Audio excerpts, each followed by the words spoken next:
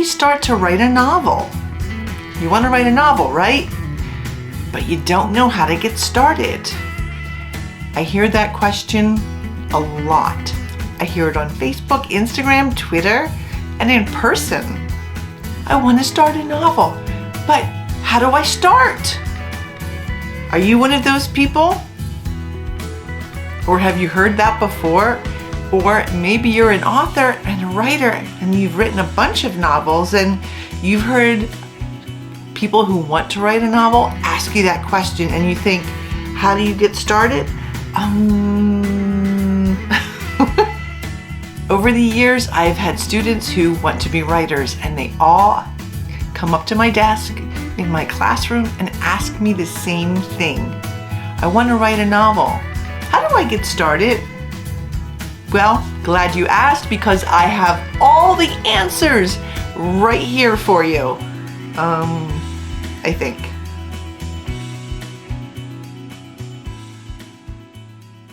Hi, I'm Autumn Bardot. I'm a teacher, I'm a writer, I'm an author, I'm a juggler of about a million other things. And this channel is all about writing tips and author tricks, and hopefully that will inspire and motivate you to live your best writing life. Because after all, that's why we write, right? Make sure you click that subscribe button so that you can join our community.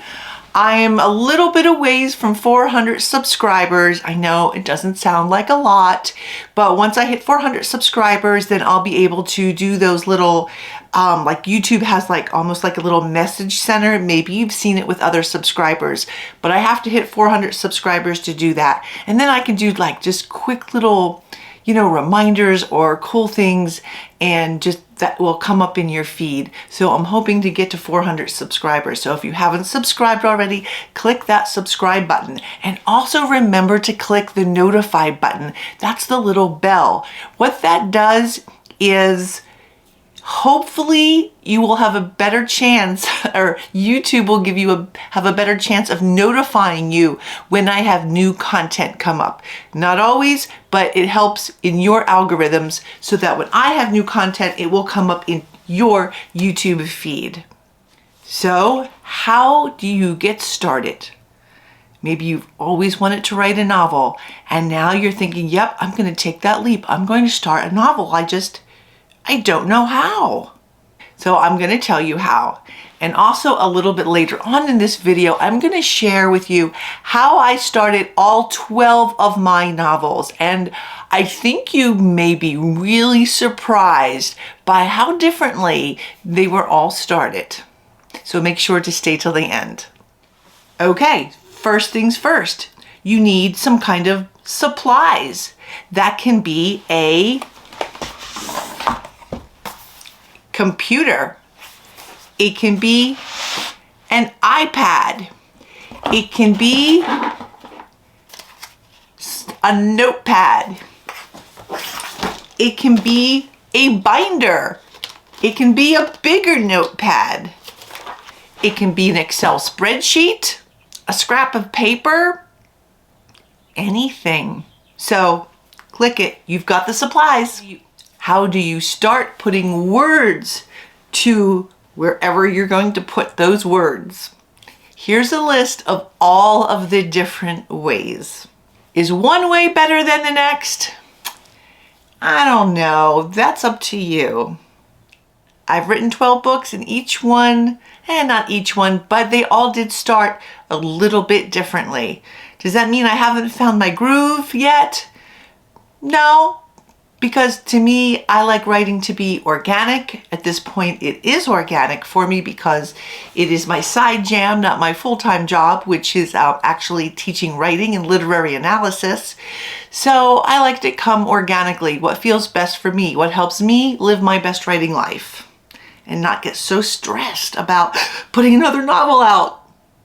Authors of many books might have their own unique way of doing it, and you can ask them. And maybe it took them trial and error to find the best way to start their own novel.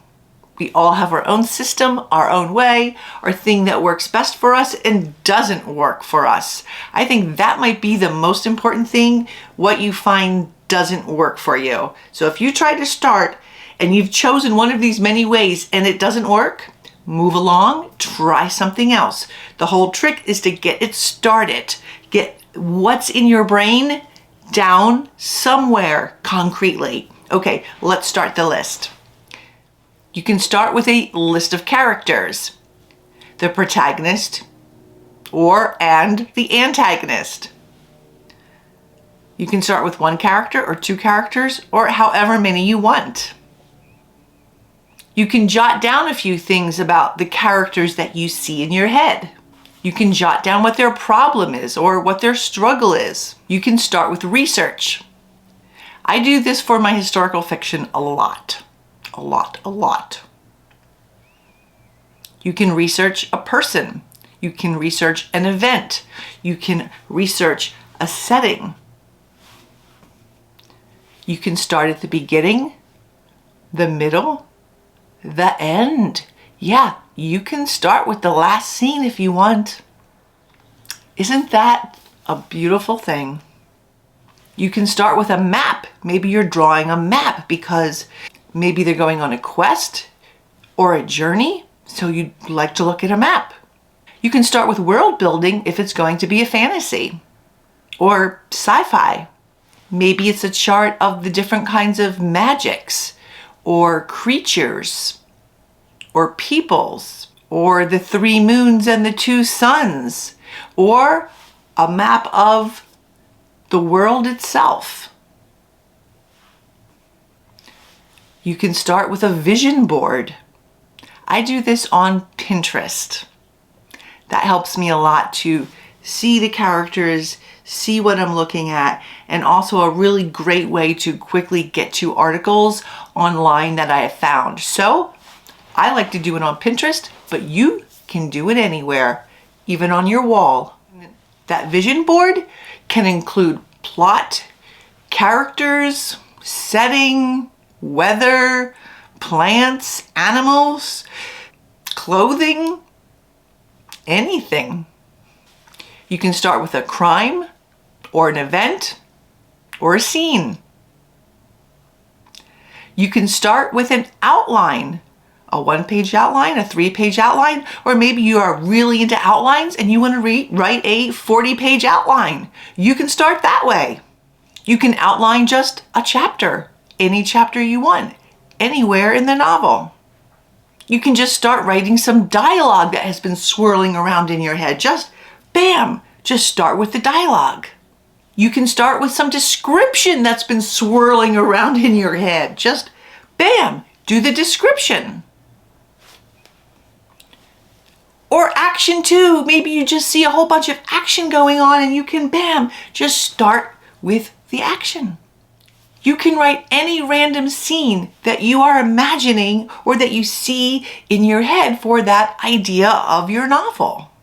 You can start with a whole bunch of random scenes, lay them out. Some people like to use note cards or whatever. There's different ways. And then kind of figure out how you're all going to merge them together. The point is, you're writing some stuff and you're jotting it down. You can dream your story.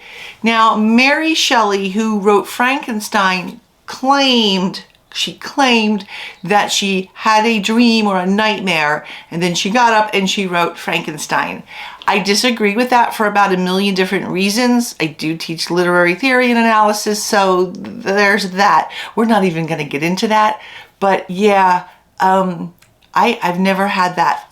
Although I have heard many people have had a dream about a novel and then they get up and start writing it. So if you dream your novel, yay you. That is definitely a way. Just get that dream on somewhere concrete before the dream, poof, evaporates. You can write a short story of your idea. I've been watching Witcher on Netflix and I Googled it because I didn't know a whole lot about it. And lo and behold, it started with short stories that evolved into novels. So you can write a short story about whatever you're thinking about. In fact, many authors' novels have emerged from short stories. And short stories seem a whole lot less threatening and scary than a 300 or 350 page novel. You can just write that short story down to see if it will work in your head. Sometimes what you envision doesn't quite work when you actually make it concrete, so a short story is a good way to do that. And it's not going to take a million years to write. You may start with some themes that are floating around in your head that you would like to express. Themes about culture or politics or character or country or love or whatever it is. So it could just be this theme that you want to show a story that explains this theme, this universal kind of truth. You can start with a fictionalized event, a retelling. There's another way you can start a novel too, and that is you can dictate the novel. You can be driving in your car and just turn on the, dictation and just start talking and then translate it later. That works too. So many different ways. There are no rules to starting a novel. Only what works best for you. You can write as fast as you want or as slow as you want. You can stop whenever you want, if you can stop. You can make typos when you type or write. You can make grammar mistakes. You can have misspellings. You don't have to use punctuation. You're just getting your ideas and your thoughts from here to there. Wherever your there is, concrete. Swirling thoughts to concrete. You can do this with one idea or 20 ideas or more. But you need to do something.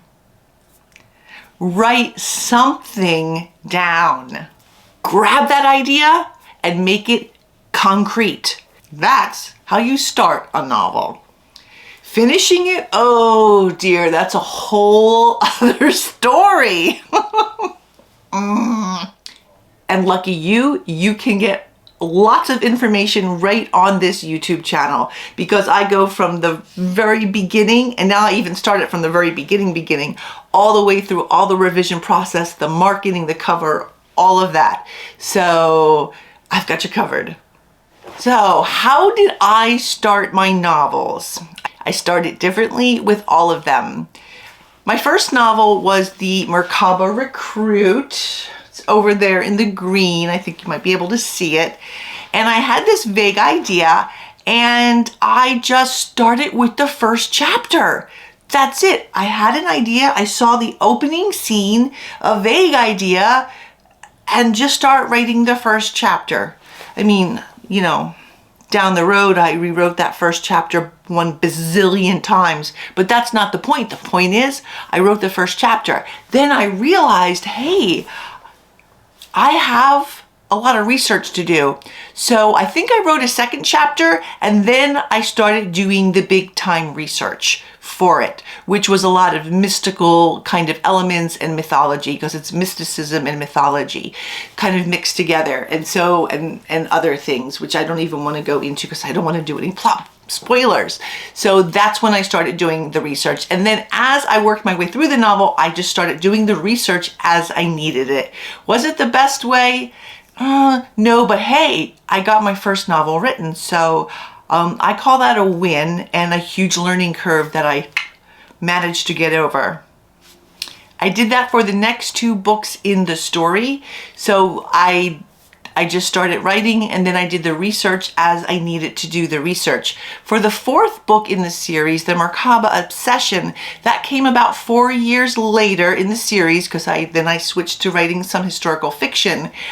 The idea actually came to me while I was in Greece, because the book most of the book takes place in Greece, in an area of Greece, and I was at all those areas, and we were going through this very cool cave, and as we're going through this very cool cave, I'm like, oh, I have the fourth in the series of the Merkaba, and this is going to be amazing. So as soon as I got back to the hotel, in fact, I don't even think I went to the hotel. I think right after I emerged from that cave, and it's a watery cave, so we kind of went through in these really cool little boats with somebody rowing, and it was just beautiful and amazing and creepy at the same time. I grabbed my phone and I just started typing because it was like, whew, I wish I had been like, just leave me alone for another week and I can get this story out, but it didn't work out that way. So as I was flying home, same thing, phone, I just started typing right on my phone all my ideas. So that's how I started. That one was on my phone with a whole bunch of ideas for the end of the book. The end of the book. That's how I started the fourth. For The Emperor's Assassin, which was my first historical fiction, I had just found some information about Locusta of Gaul, Nero's personal poisoner. I was very interested. I read as much as I could about her, and then I wrote the prologue, and that prologue got kicked out by my agent pretty quickly, but then after I wrote the prologue, then I really hunkered down, and there's a bunch of research books over here somewhere, and started doing the research about Nero and the era and about poison. So I did the research, and then after writing the prologue, then I launched into writing the rest. With The Impaler's Wife, I actually had the idea, then I immediately went to found a book that was very hard to track down that really dealt with Dracula's life, and it was written by the foremost authorities on Dracula and his life and times. So I bought that book, just marked it all up, and actually started with a timeline, the timeline before I even started writing anything, because I wanted to make sure that I aligned the events of the time and his life with the events that I was imagining happening in my book. So that started with research and a timeline. With Dragon Lady, I just bought a ton of research books. Same kind of thing. I had the timeline. I needed all of the characters because the characters are actually real people. So I had to do all my background research. So once again, that started with charts and graphs and a timeline. That's how that book started before I even pretty much wrote anything. For Goddesses Inc., which is like chick lit, urban fantasy, paranormal, I guess, gods and goddesses, right? I spent, I want to say, a good week looking at my goddesses book because I knew I wanted it for goddesses from all different cultures. And so I had to choose the goddesses first. So that took the most time. Once I had my goddesses down, I started writing because I felt then at least then I had my 4 goddess characters in mind. And then I did research as I needed it moving through the book because it's modern day. So there was research involved, but not like with a historical fiction. Now with my Magic of Symbolism book, this was a very weird start because this started as a PowerPoint for my students. And over the 10 years, it just got longer and longer and longer as I did more and more research and then added a lot of what I knew from literature. And then it got really lengthy. And then I was a speaker. I was a speaker at the Historical Novel Society conference, and it was on the power of symbolism. So I said, you know what? I need to make a book about this. And so I took all of my lots and lots of PowerPoint, very lengthy PowerPoints, plus additional notes that I had that I gave to my students, and I put it together and added a whole bunch of more, a whole bunch more to make it that little quick guidebook for writers. So that's how that emerged.